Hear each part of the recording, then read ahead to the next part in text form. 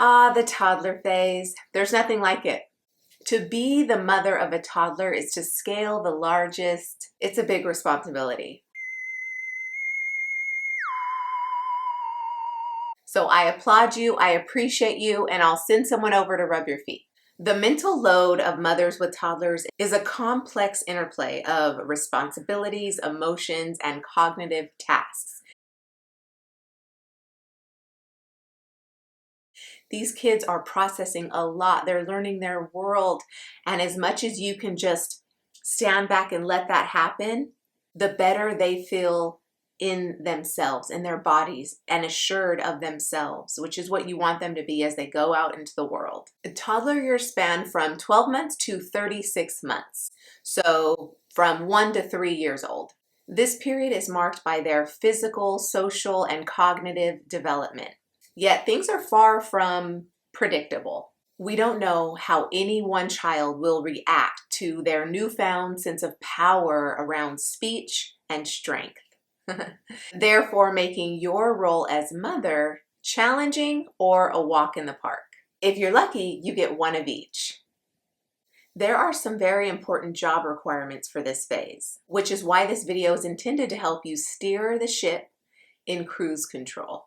Your role extends far beyond the physical labor of childcare and encompasses a wider range of invisible work that mothers take on.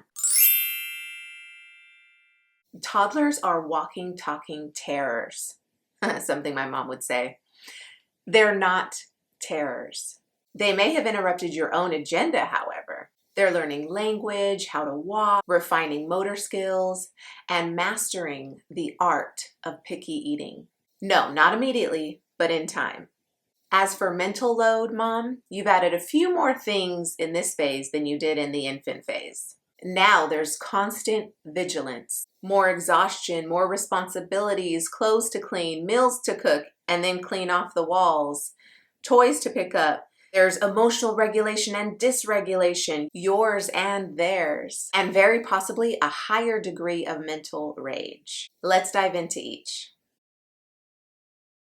So this phase takes constant vigilance from you and your partner, the people caring for this toddler. They're everywhere and anywhere they can be, and you should be following closely behind. Mothers of toddlers should be observing constantly, watching out for and ensuring their safety and well-being at all times. And so I believe constant vigilance skyrocketed to the top of your mental load list. This includes anticipating potential hazards, preventing accidents, monitoring their brain and body development, making sure everything is on time, as they say. If you're not preparing for the worst, who is? So yeah, our mind goes to the scariest thoughts, but on their behalf, for their protection and longevity, we love them that much. So that worry is now quadrupled in this phase. And I don't believe it will ever stop. They're growing, yet they're not as hungry as they were as infants. So you think they should be eating more, but slowly they start to eat less because their body isn't developing as fast a rate as they did as an infant. You can still see they're growing and developing, but now it's more, the brain is processing refinement of motor skills and moving with intention, starting to see new colors, new shapes and things and recognize those things. And so now all of that is getting compartmentalized in their bank of knowledge. So growing stabilizes, and we're still trying to reconcile the fact that they just don't eat as much. What you might be worried more about now is their improved motor skills have them walking, jumping, even running to danger. And all you got to do is keep them alive. My second son turned 1 and he was off to the races, climbing on and off everything, doing contortionist moves off the couch. You know, one son loved the walker, and I could steal away a few minutes to myself to pour coffee and sit down as he was in his walker. He was never in there a long time because I understand the problematic and counterproductive nature of how the seat compromises hip and joint development. So he wasn't in there long, but it was enough to steal away a few minutes to myself, make myself some coffee, sit down, to catch my breath. So he loved it. My second son, however, saw it as a challenge. Before I knew it, he was climbing up and over the top. First time I saw that, I just imagined him toppling over and the walker falling on him. Let's just say that walker was history. We had a good few weeks and then it was gone. Speaking of, another culprit to this mental load of yours during this phase, exhaustion like never before. You thought you were tired at 8 months? Now your body aches, your back hurts, and you developed migraines. Hopefully not.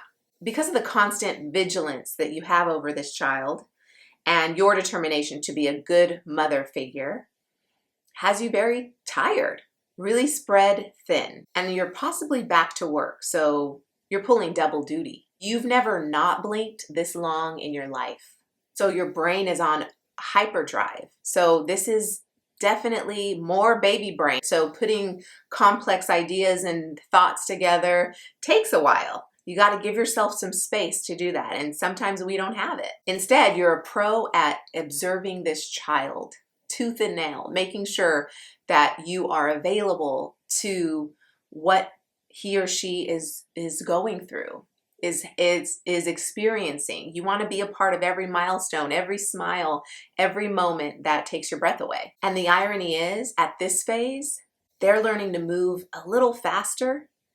You're actually moving a lot slower. And by not moving as fast as you'd like to, or as fast as your world is spinning with thoughts and to-do lists and things you'd rather be doing, you've come face to face with an uncomfortable truth. Toddlers slow you down and make the rest of your world have to wait. Say goodbye to uninterrupted phone conversations. Those have to wait too. You're busy learning and discovering alongside your toddler. The more you slow down, the more accessible these huge life lessons become for you both.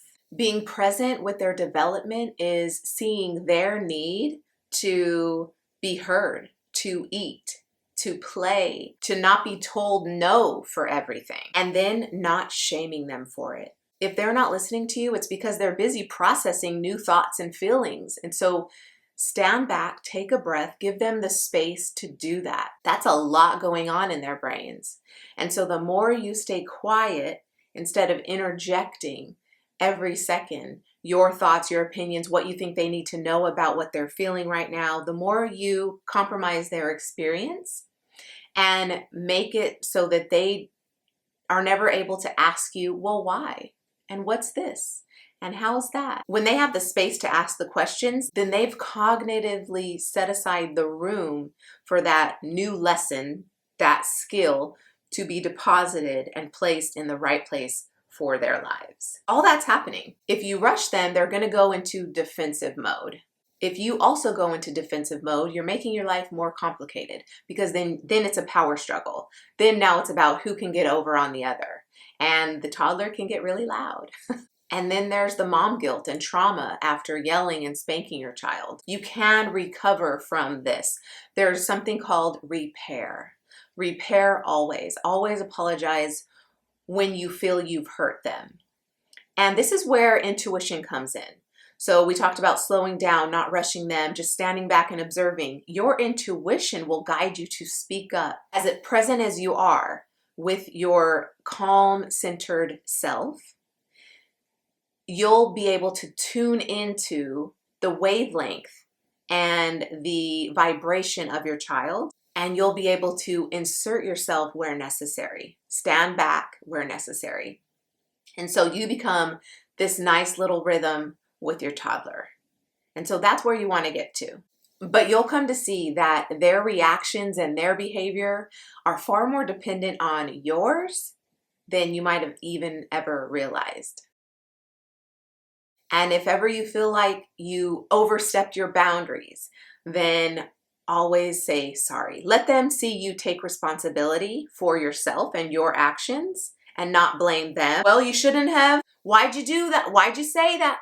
Because it's not for them to please you. It's not for them to know everything at this point, this stage in their lives, 1 and 2 and 3 years old. They don't know a fraction of what you know about emotional intelligence, social norms, status quo, and what's acceptable as you do. The more pressure you put on them, then it's just crushing their souls. And as you model that understanding, they will model it too.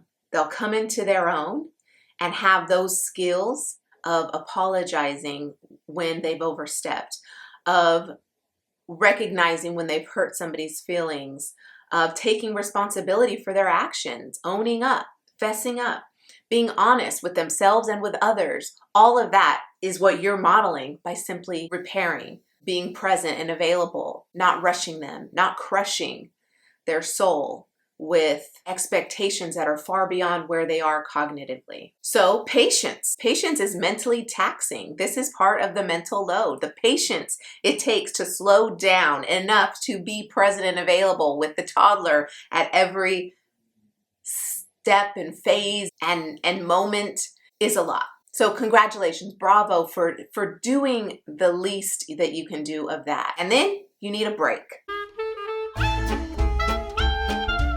So patience is required. It's crucial to understand them on their terms, to bend a knee, look in their eyes, and see what they want to communicate because they don't have the words for it yet. Let them know you are there no matter what. Let that be the vibration you send out. Lead with love, and they'll learn to lead with love. Model how to channel these power struggles into positive behavior.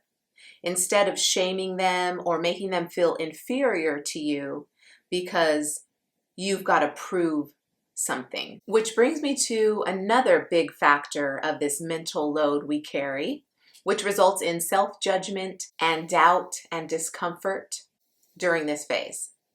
And it's societal expectations. How mothers are just meant to pick up where they left off. Hey, you got a toddler now, get back to work. Get back to all the things you did before you had kids. Resume duties as normal.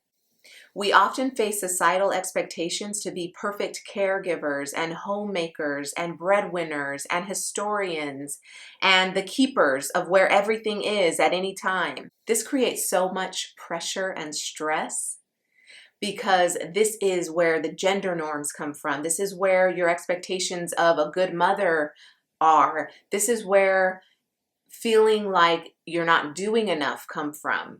The pressure you place on yourself to level up to those standards. And lucky you, now you're out and about with your toddler, and so now you've got plenty of opportunity to compare yourself with other moms and your toddler with other toddlers and to see how they measure up on the tantrum scale. Biting, hitting, screaming, throwing themselves on the ground. You're mortified. Or you're cool as a cucumber, knowing this is normal. And F anyone who disagrees. I hope the latter for you. If you're liking this video, please take a minute to take your finger over to the like and subscribe buttons and click them. Thanks for your help in letting YouTube know I exist so other moms can find me. Okay, now back to it. Then there's the mental load of future planning.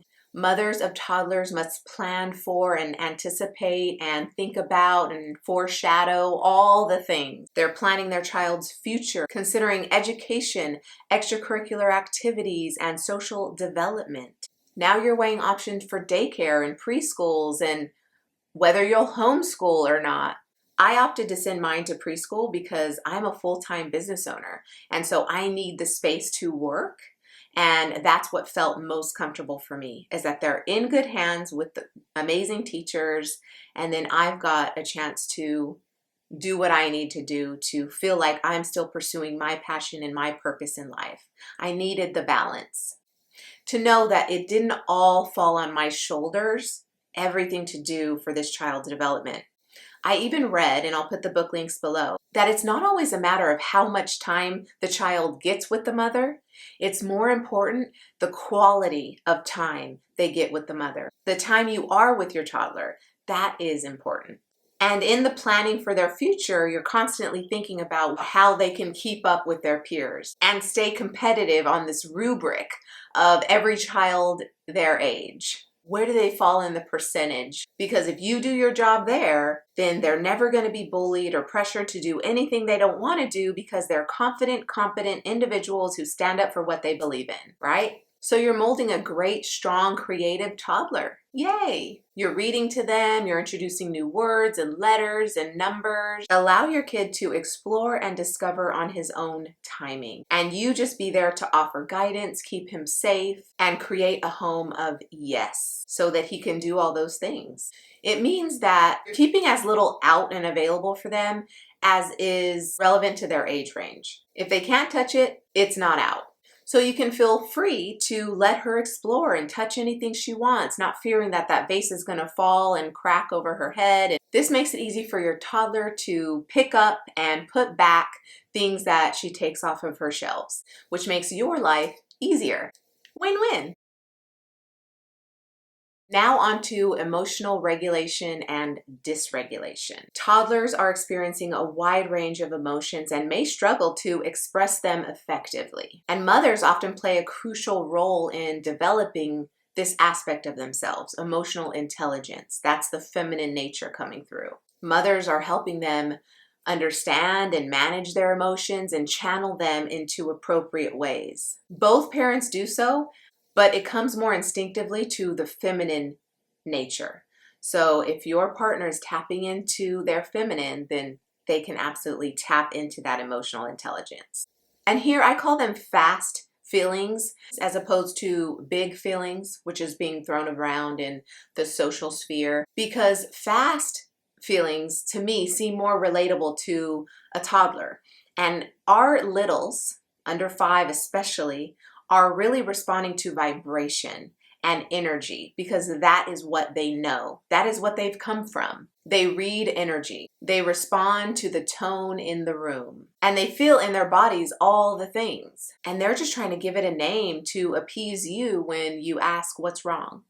While they may or may not satisfy you with a label, don't make them.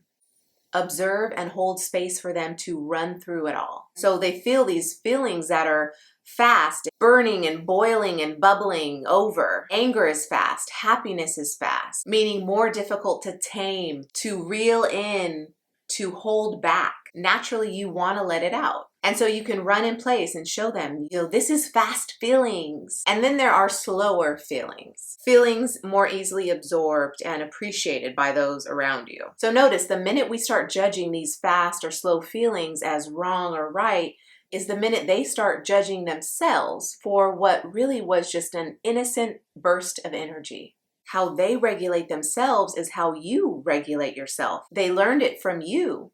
In this toddler phase, the more present you are to your own triggers and your own reactions is as present as you can be to their many different emotions as a safe place to land. When we're present in calm, it allows others to find their calm. You're the lighthouse in the storm. So what does this mean for you? You've never had to slow down like this before. You've never had to be so aware of yourself like this before.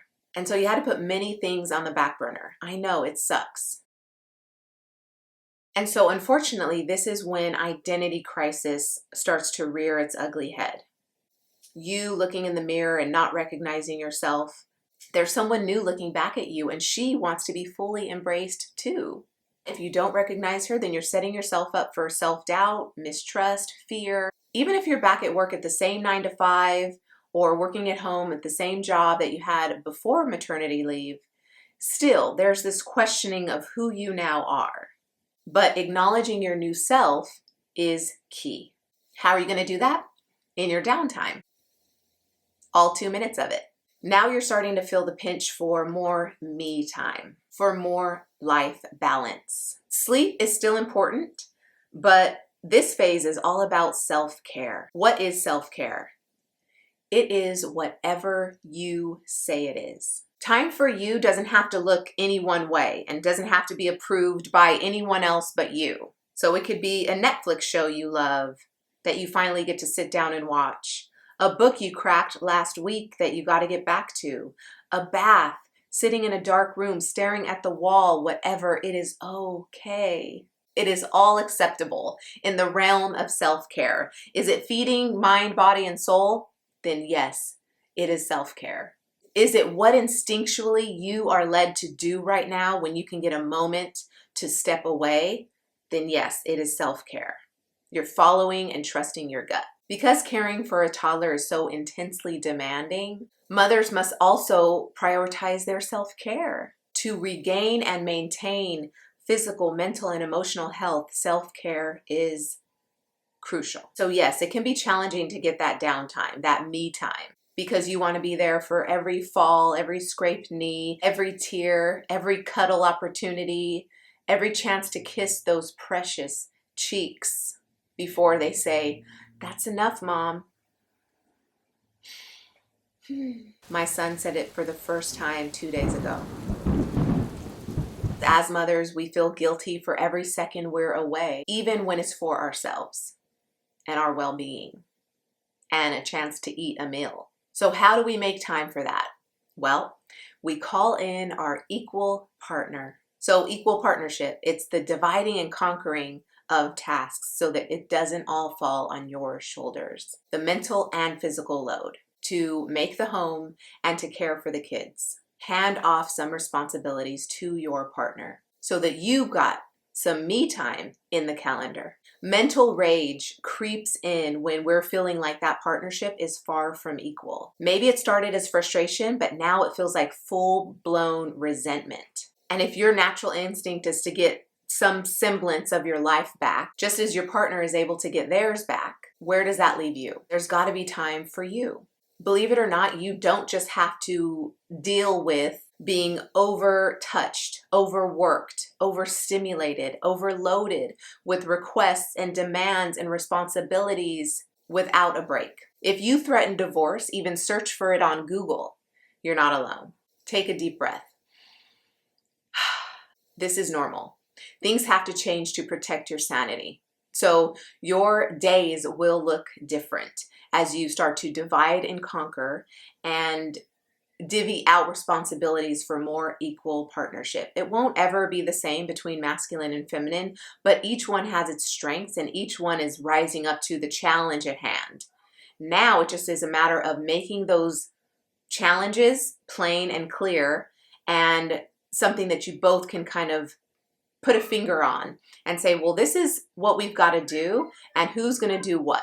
So ask yourself, what demands are you placing on yourself? Not only what you think everyone else is expecting of you, but that too. Because if you think everyone's expecting something of you, then you're going to put that demand on yourself. It's time to clean the slate of expectations for you and your partner. When a nap is more important than doing the dishes, why aren't you going straight to bed? Your natural impetus will always be to care for the babies, first and foremost. And it's not something to avoid or be resentful over or vengeful about. It's something to hedge for. The laundry can wait, the dishes can wait. Have other people come in and cover where you leave off, rather than you spend your time trying to keep up. Let your supports take some of the burden off your shoulders. And don't apologize for it. As always, see the book links in the description. I listed all the books that I recommend to help you during this phase. And download the free PDF to help you lighten the mental load of motherhood.